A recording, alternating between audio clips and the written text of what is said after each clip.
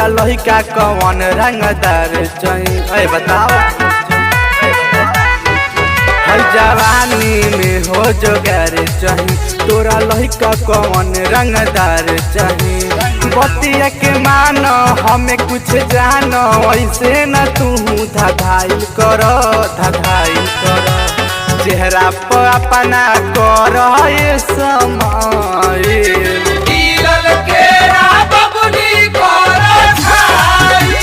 चेहरा पर अपना कर समय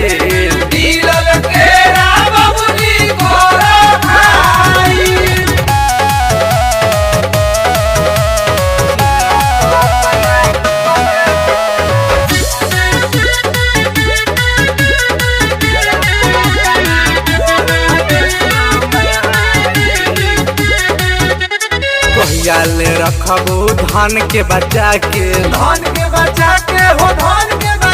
के कर खत्म कवनों से चटा के अरे उछाल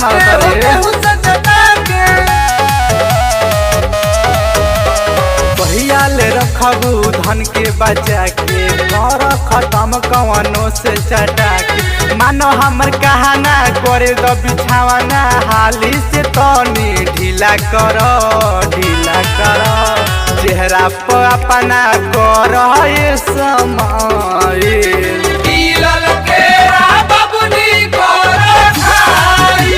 चेहरा पर अपना कर समय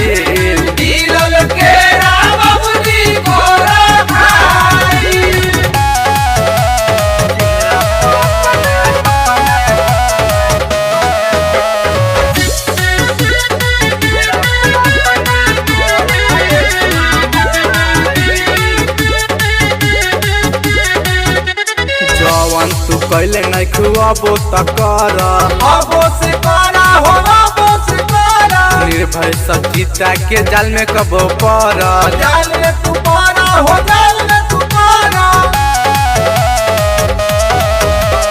जवन तू कैले नहीं खुआबो त कर निर्भय सचिता के जाल में कबो पर छोड़ देबू पानी जदि कौन जानी ऐसे न तू मेहराइल कर चेहरा पर अपना कर समय